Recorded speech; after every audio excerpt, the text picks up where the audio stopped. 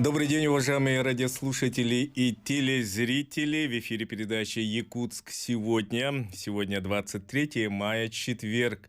За режиссерским пультом Ольга Степанова и Николай Слепцов. У микрофона редактор Эдуард Рудых. Наш сегодняшний выпуск посвящен предстоящему Дню славянской письменности и культуры.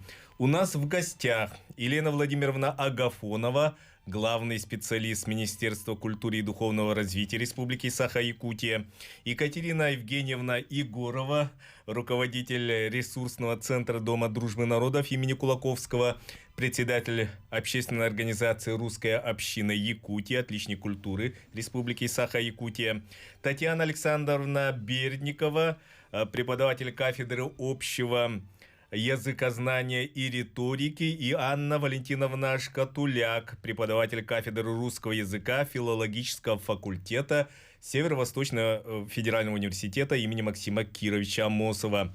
Мы работаем в прямом эфире. Телефоны в студии 320066 и 321166. Первый вопрос адресован Елене Владимировне. Расскажите, пожалуйста, как будет проходить празднование Дня славянской письменности и культуры? Что нового планируется в этом году? Добрый день, спасибо большое.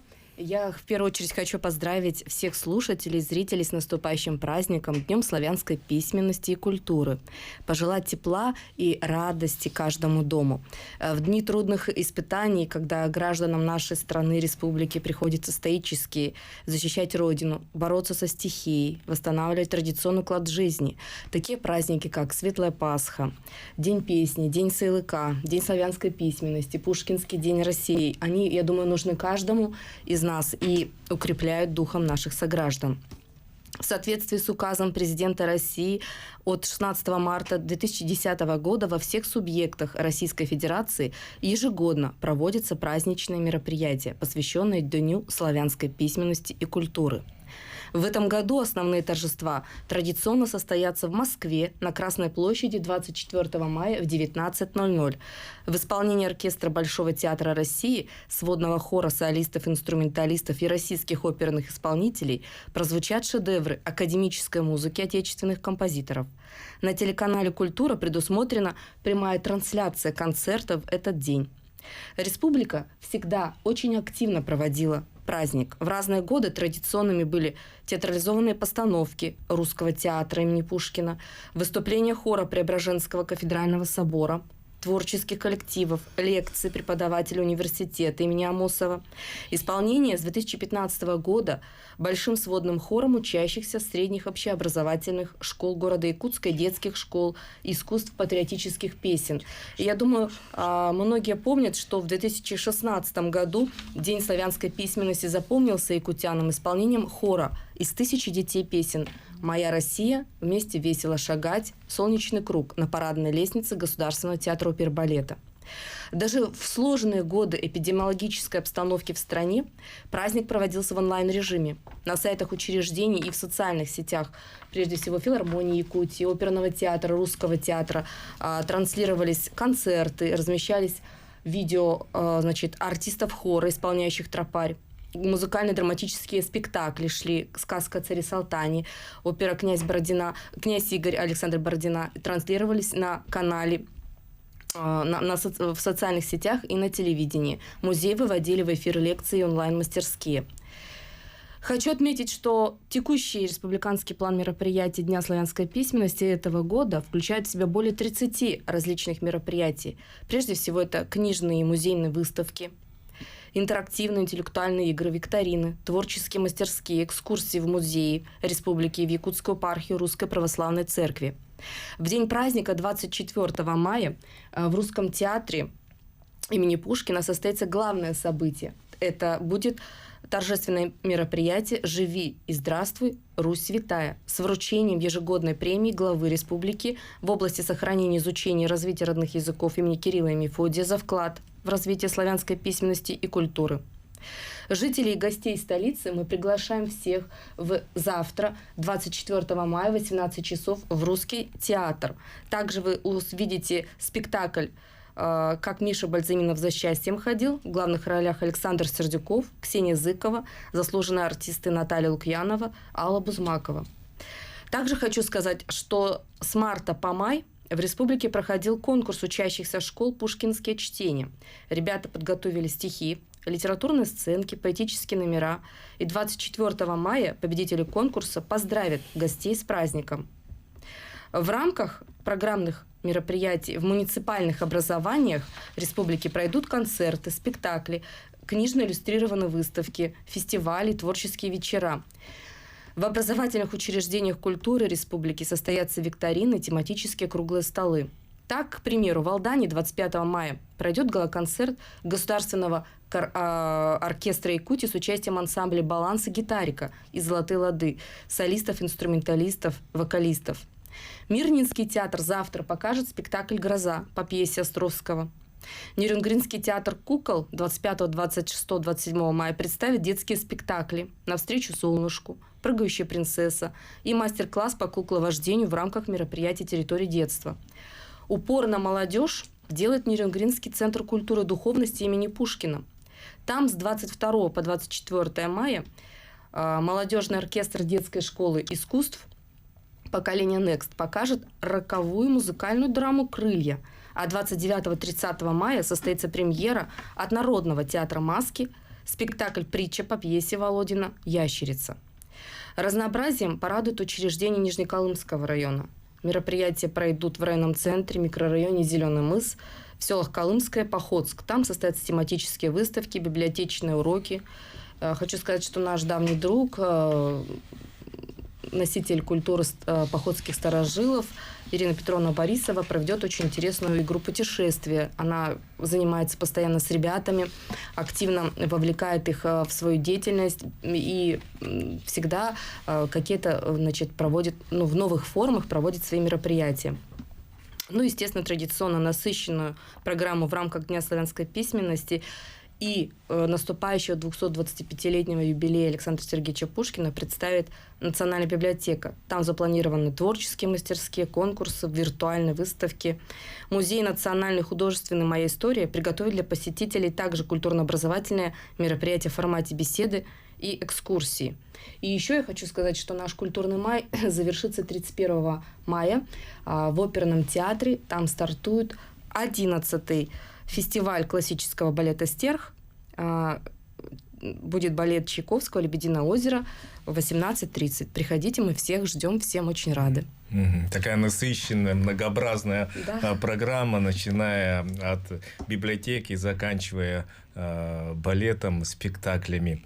И вот следующий наш вопрос Екатерине Евгению Негоровой, руководителю ресурсного центра Дома дружбы народов имени Алексея Елисеевича Кулаковского, председателя общественной организации «Русская община», отличнику культуры Республики Саха-Якутия. Екатерина Евгеньевна, какие мероприятия планируются в Доме дружбы народов имени Кулаковского? Традиционно там проходят такие хорошие, красочные мероприятия. Большое спасибо. Всех приветствую. Мы с удовольствием реализуем мероприятия, посвященные Дню славянской письменности и культуры. Это особый такой праздник.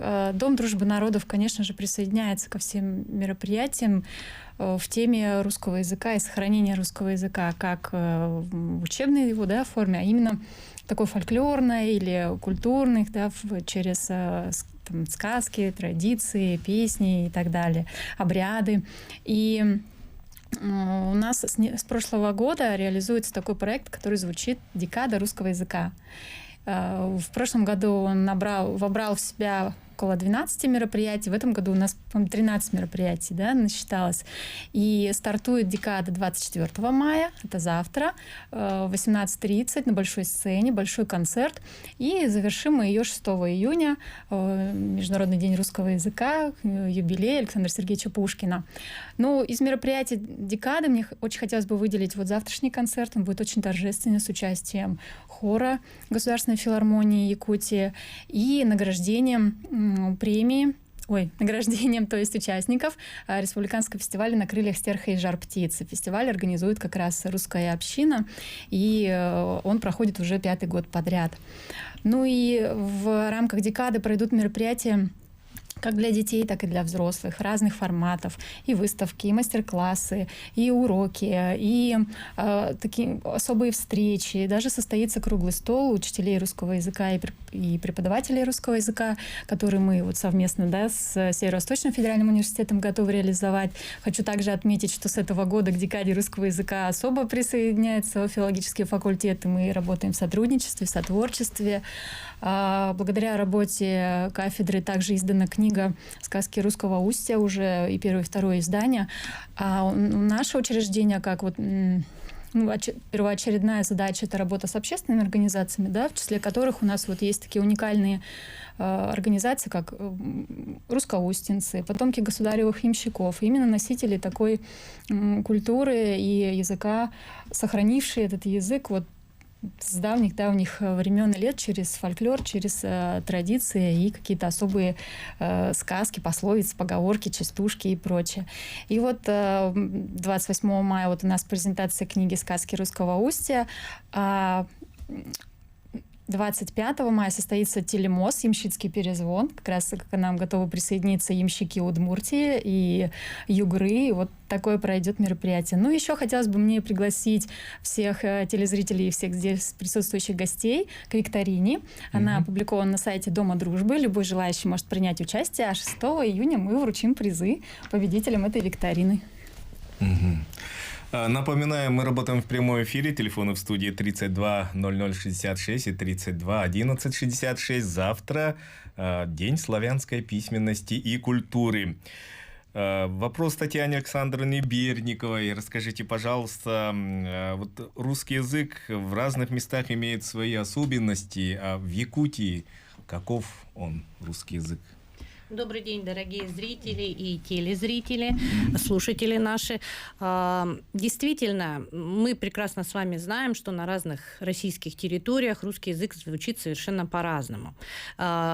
Русские, как мы знаем, издавна населяют территорию Якутии, и наши исследователи, наши старшие товарищи Мария Федоровна Дружинина, Николай Георгиевич Самсонов в свое время ездили по таким местам компактного проживания русских, да, и можно сказать, у нас в республике выделяются две зоны. Во-первых, это арктическая зона, где проживают у нас русско-устинцы, так называемые, да, ну, по основному месту их размещения это Валаихи на реке Индигирки. И вторая такая локальная группа – это у нас колымчане, да, пахотчане, ну, соответственно, на Колыме.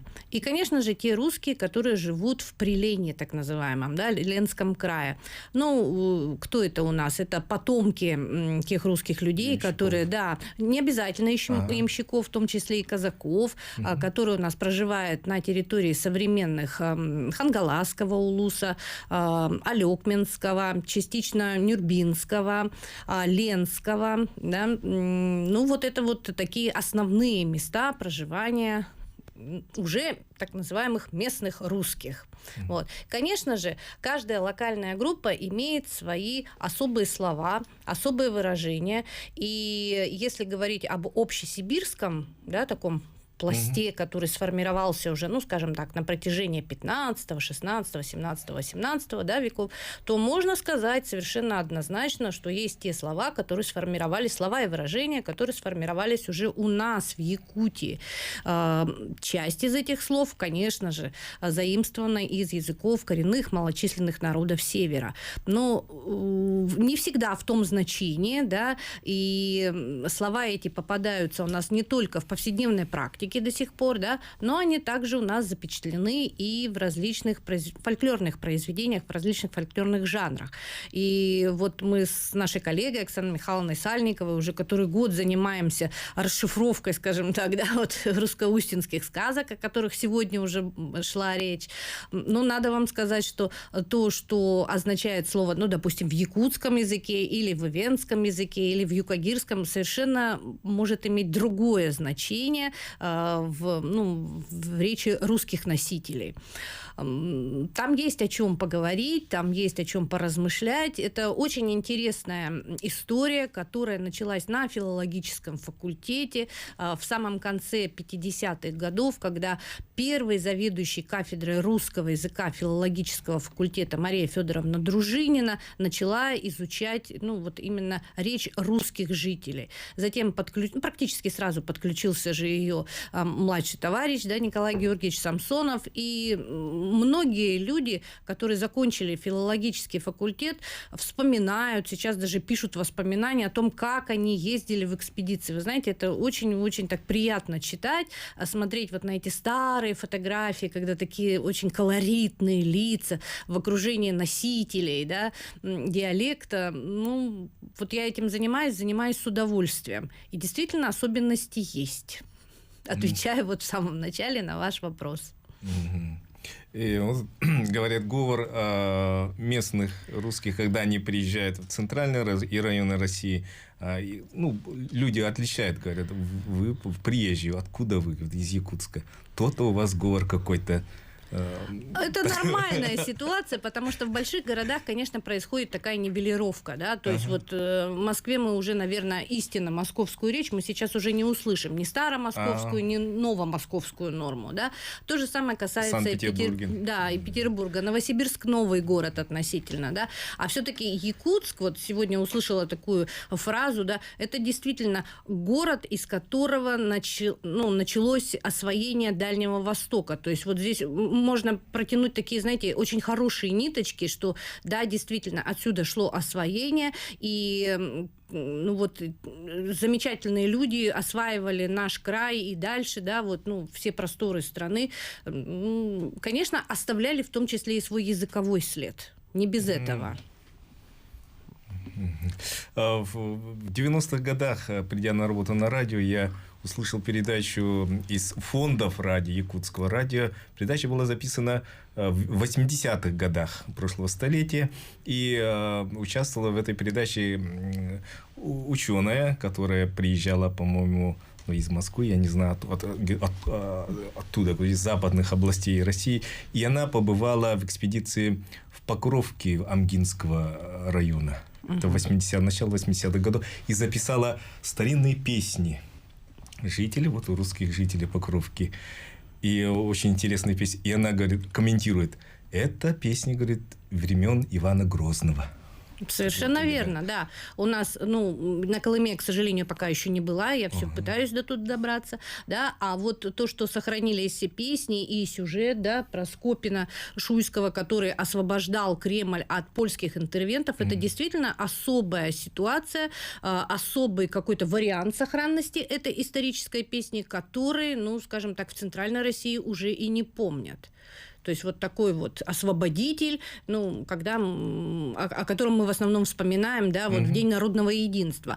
А вот в Русском Устье, в Чекурдахе эту песню поет этнографический ансамбль «Русскоустинцы», все знают прекрасно. Вот я недавнее пожелание вспоминаю. Вот бы снять бы, типа клипа, там, я не знаю, там какого-нибудь мультика, Вот, понимаете, исторические факты, языковые факты подавать с помощью каких-то новых форм сейчас, мне кажется, самое-самое время.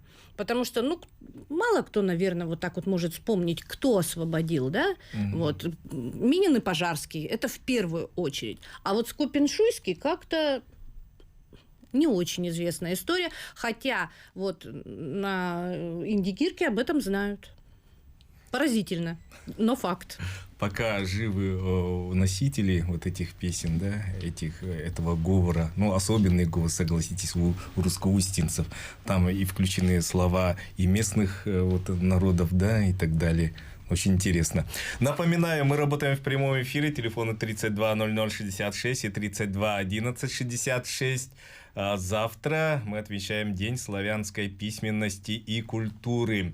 У нас в гостях Елена Агафонова, Екатерина Егорова, Татьяна Берникова и Анна Шкатуляк. Через несколько минут мы продолжим наш эфир, а пока прерываемся на короткую рекламу.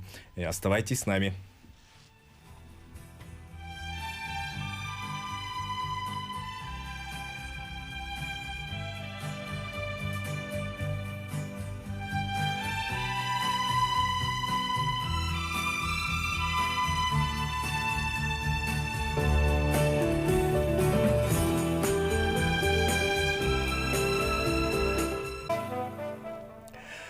Вы смотрите в прямом эфире и слушаете на телеканале НВК Саха и на ТТМ Саха Радио. Это передача «Якутск сегодня». Наша сегодняшняя тема – предстоящий день славянской письменности и культуры.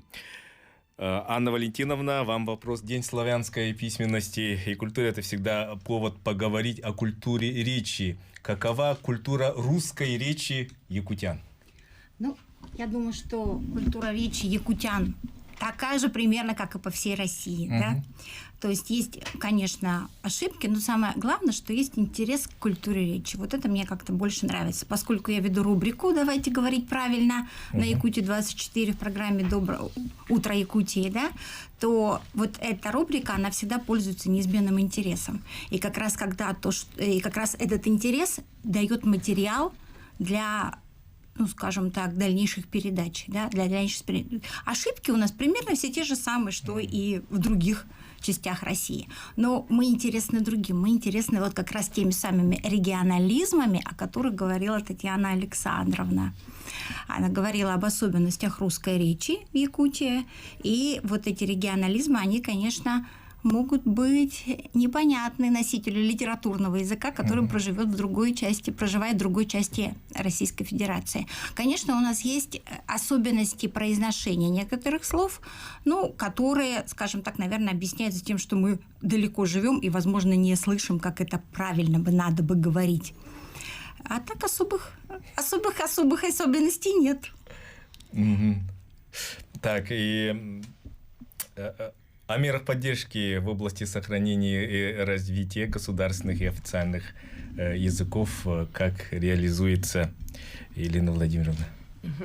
Спасибо. Я хотела еще тоже дополнить в том, что вот когда говорили про культуру речи русской, да, как она поэтично звучит, нельзя не вспомнить в этот день в преддверии Дня славянской письменности Людмилу Герасимовну Медведеву, первый и почетный председатель русской, значит, общины, которая и ввела, собственно говоря, этот праздник у нас в республике. Он с 1994 года официально празднуется по указу первого президента Якутии Михаила Ефимовича Николаева. Чуть ранее, пару лет назад, она начала вот по инициативе ее, Николая Георгиевича Самсонова, а также, значит, наших общин, старожилов, да, украинская община, тогда были белорусская община, Ольга Иосифовна Пашкевич, ну, вот все начинали, и, конечно, вот это дело огромный, большой праздник переродили. Это очень большая заслуга Лены Герасимовны, большой светлая память этому человеку. Также я хотела сказать, что наша республика, как и другие субъекты Российской Федерации, является полилингвальным и поликонфессиональным регионом, в котором проживают представители свыше 120 национальностей. Все мы знаем, функционируют 2 государственных, русский, якутский, 5 официальных языков. Это венский, венкийский, юкагирский, долганский и чукотский. Поддержка осуществляется прежде всего в рамках нашей госпрограммы развития культуры, куда входит как комплектование книжных фондов, муниципальных библиотек и государственных центральных библиотек, издание социально значимой национальной литературы, издание и переиздание литературных сборников, так и в целом поддержка театров, музеев, библиотек, культурно-досуговых учреждений, реализация творческих проектов, которая направлена на укрепление российской гражданской идентичности на основе духовно-нравственных и культурных ценностей народов России. Государственная программа республики сохранения и развития государственных и официальных языков в республике Саха-Якутия, принятая 18 июля 2022 года постановлением правительства республики. С этого года ответственным исполнителем, вот с 2024 года, ответственным исполнителем является наше Министерство культуры и духовного развития. И соисполнителями выступают органы исполнительной госвласти, это, значит, Минобрнауки, Мининновации, Минарктики и другие ведомства. Потребность этой госпрограммы была очень высока, так как доля населения, положительно оценивающих условия для сохранения, изучения и сбалансированного развития русского языка в республике, в общем количестве опрошенного населения составила порядка 60%, якутского языка – 50%, языков коренных малочисленных народов, венский, ну, как я уже сказала, менее 20%. И вот эта программа, принятая в 2022 году, государственных и официальных языков, она нацелена на то, чтобы повысить роль языков, сохранить языковое и культурное многообразие в нашей республике. У нас есть совет по развитию языков при главе Республики Саха-Якутия, куда входят представители, значит, законодательных, исполнительных органов государственной власти, органов местного самоуправления, научного сообщества. И этот совет ведет работу над решением задач по организации дистанционного образования по родному языку и языкам коренных народов Севера, по включению в Федеральный реестр учебников по языкам народов Севера, по увеличению числа в общеобразовательных школах классов с изучением родного языка, повышение качества образования по русскому языку и другие. Так, например, в Международной арктической школе, она у нас на Сырглядском шоссе 12 в городе Якутске, наряду с иностранными углубленно изучаются языки коренных народов Севера. В экспериментальной школе-интернате «Арктика», она находится в Нерюнгринском районе, там углубленно изучают предметы гуманитарно-культурологического профиля, обучаются дети не только из нашего региона, но и других, с Красноярского, с Хабаровского края, с Амурской области, с Республики Бурятия. И у нас разработана платформа для изучения родных языков Тойрутылар. Значит, очень удобная платформа, там можно зайти и увидеть, как работают музеи, театры, посмотреть спектакли на родном языке, какую-то информацию о республике подчерпнуть. Также ведется производство мультфильмов, развлекательного контента на родном языке. Запланирован выпуск художественной, научно-популярной литературы для детей и юношества. Разработан проект «Айна». Вы, наверное, знаете, языковой роботизированный голосовой переводчик с русского на венкийский язык на основе искусственного интеллекта. Учреждены государственные премии по пропаганде родного, русского и языков коренных народов Севера, в том числе Кирилла и Мефодия за вклад в развитие славянской письменности и культуры, Николая Самсонова за вклад в изучение и развитие русского языка. Премия Николая Самсонова вручается 6 июня.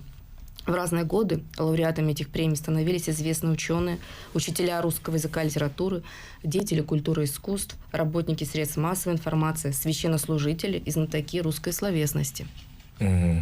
Екатерина Евгеньевна, завтра у вас планируется фестиваль большой. Расскажите. С удовольствием расскажу. У нас, завтра пройдет награждение республиканского фестиваля «На крыльях стерха и жар птицы». Это инициатива и проект общественной организации «Русская община». Он проводится уже 5-й год подряд. Поддержан изначально был грантом главы Республики Саха-Якутия, поддерживается Министерством по внешним связям по сей день, Домом дружбы народов. Ну и Министерство культуры тоже особое внимание уделяет этому фестивалю. Завтрашний наш концерт будет как раз-таки с награждением по 7 номинациям, среди которых русская песня, русский танец, преподаватели, учителя русского языка и литературы, писатели, которые пишут, писатели-любители, в номинации проза, поэзия, и также есть номинация актерское мастерство. То есть актеры представляли свои работы, индивидуальное такое актерское мастерство, или какое-то художественное прочтение стихов, они оценивались в жюри. Очень радует, что фестиваль охватывает несколько районов республики. Пришли заявки из Алдана, Нерюнгри, Нижний Куранах, различные другие, Смирнинского района. И члены жюри, что очень интересно, у нас отозвались тоже с разных городов даже. Есть члены жюри с города Санкт-Петербург, с Улан-Удэ, с Екатеринбурга. И меня очень радует, что такое немножко стороннее, будет мнение, отношение, внимание к работам и, соответственно, какое-то новое вливание мысли и рекомендации от членов жюри, участникам, которые мы обязательно направим. Ну и, если позволите, я дополню, что завтра у нас также открывается выставка, которая в рамках декады проходит. Она организована в сотрудничестве с Якутской епархией и называется «Православие в Якутии». Потому что, организуя День славянской письменности и культуры, нельзя не сказать о Кирилл Мефодий. Кирилл Мефодий, безусловно. Ну и православие в Якутии, что, собственно говоря, тоже русские привнесли, что живо по сей день. И целым, можно сказать, музеем, православным музеем приехали к нам. Сегодня устанавливается, и с завтрашнего дня эта выставка будет работать. В свободном доступе можно ее посетить до 6 июня. Татьяна Александровна, расскажите о людях, кто начинал заниматься речью русских жителей в Якутии. Ну, как я уже в новейшее время сказала, когда, да, это Мария Федоровна Дружинина и Николай Георгиевич Самсонов. Изначально были совершены экспедиции в Киренский район Иркутской области, потому что между теми говорами, которые, ну, их в научной классификации называют ангарскими говорами, да, нашли большое количество схожести с ленскими говорами, да, то есть ангаро-ленские говоры даже существует вот такой общий термин. Но уже получается, с начала 60-х годов начали исследовать территорию уже республики. То есть, ну, апробированы были некие методы, да. Надо сказать, что вот экспедиции за словом, именно так их называли, эти диалектологические экспедиции, прошли практически, ну, может быть, с задержкой на год, на два от наших основных вузов, этого Московского государственного университета и тогда еще Ленинградского государственного университета. Ну, то есть, страна восстановилась после тяжелой войны, да, и стало возможным уже вывозить студентов. Это всегда такая большая ответственность.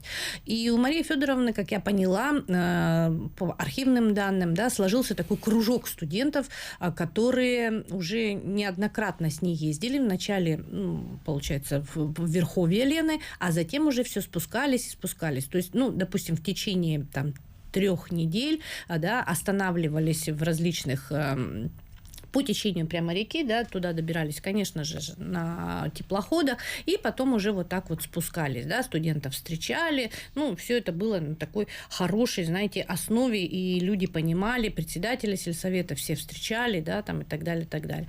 Ну вот, с 60-х годов началось исследование уже, собственно, якутской территории, очень хорошо, большой массив тетрадей архивных, которые вот у нас сейчас при кафедре хранятся, это, конечно, ну, тогда еще Орджоникидзевский район, да, сейчас уже Хангаласский район. Вот. И, конечно же, походские тетрадки и русско-устинские. Надо сказать, что Николая Георгиевича и Марию Федоровну до сих пор помнят русско-устинцы. Там, ну да, в воспоминаниях я там был мальчишка, я там девчонкой была, да. Кто-то приезжал даже у них, вот у Марии Федоровны непосредственно останавливался. То есть, понимаете, когда человек увлечен своим делом, он, наверное, проявляет свои лучшие качества. И вот когда уже такой теплый контакт, да, устанавливается между тем, у кого берешь интервью и кто разговаривает с тобой, то какие-то, ну, знаете, такие и потаенные, в том числе, аспекты культуры тоже открываются, да. Ну, допустим, никто вот в сознании, да, не будет там какие-то заговоры рассказывать, да, а вот когда степень близости между, ну, информантом, да, и вот Марией Федоровной устанавливался, да, то вольно или невольно записывалось все. Это очень ценно для науки.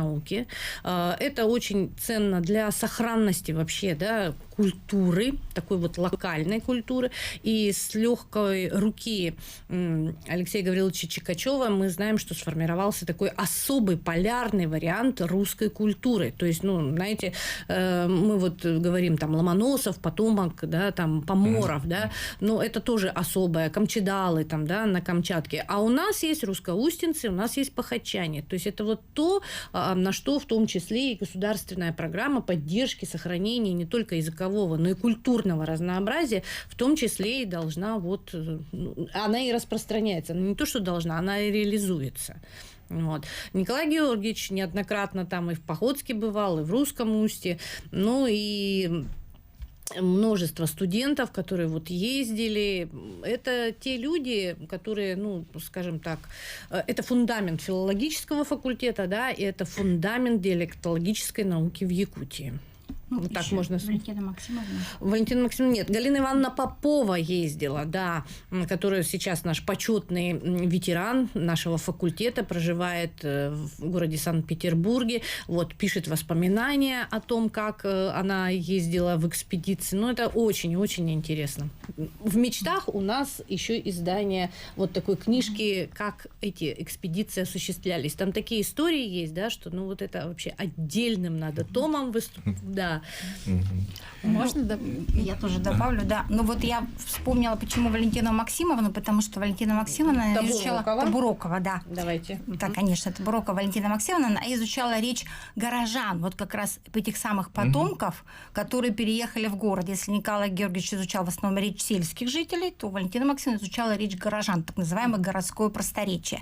И поскольку вот у меня по маминой линии я как раз потомок этих самых приленских казаков, то вот я своих родственников очень активно привлекала к исследованию русской речи в Якутии. Да, но надо напомнить еще о том, что у Валентины Максимовны Табуроковой существует ассоциативный региональный словарь. То есть по каждому региону страны такого вот, ну, прямо сказать, что в каждом регионе есть словарь ассоциативный, да, такого нет. А у нас есть, благодаря Валентине Максимовне Табуроковой. Есть общероссийский ассоциативный словарь Караулова, ну и те, которые, скажем так, прониклись вот этой идеей, да, Валентина Максимовна как раз была вот из этих, да, вот, и тоже вот в планах Валентину Максимовну сейчас еще привлечь для того, чтобы продолжать. Я надеюсь, она нас слушает. Валентина Максимовна, мы ждем вас в наши стройные ряды. Екатерина Евгеньевна, вы что-то хотели Мне добавить? хотелось бы добавить еще вот аналогично, как идет рассказ о русскоустинцах, все-таки о значении потомков государевых ямщиков. И если русскоустинцы — это север, да, и там особая своя атмосфера, то потомки государевых ямщиков — это та часть истории, культуры и русского языка, что соединяет нас, собственно говоря, с Востоком, да, с Иркутском и так далее. И ведь это же люди, несшие государеву службу, и они расселялись на разные территории. И сейчас я с уверенностью могу сказать, что такое, так как у нас в Якутии эта история сохранена и сейчас поднята, да, на ноги благодаря Анатолию Анатольевичу Добрянцеву и созданной им организации, в других регионах, узнавая о нас, поднимают свою историю, да. И вот сейчас нам удается как бы находить какие-то точки взаимодействия, и очень большую в этом деле еще проводит работу ресурсный центр «Спас», и они делают такой уникальный проект «Маленькие этносы большой страны», и вот о вот таких вот этносах рассказывают, да, и на федеральном канале «Спас», и на нашем телевидении, и вообще ведут вот такую хорошую работу. Ну и сейчас объявлено 5-летие ямщицкой культуры по указу главы Республики Саха-Якутия. Я думаю, это 5-летие тоже даст свои плоды, результаты и вот хороший такой вес. Тоже есть свои задумки в этом отношении. Мы работаем. Спасибо. Наша передача подходит к концу. Напоминаю, завтра в России празднуется, не только в России празднуется, День славянской письменности и культуры. Вы смотрели и слушали передачу «Якутск сегодня». Режиссеры Ольга Степанова, Николай Слепцов. У микрофона работал редактор Эдуард Рудых. Спасибо вам. С наступающим праздником. Спасибо большое. До новых встреч в эфире. До новых встреч. До свидания.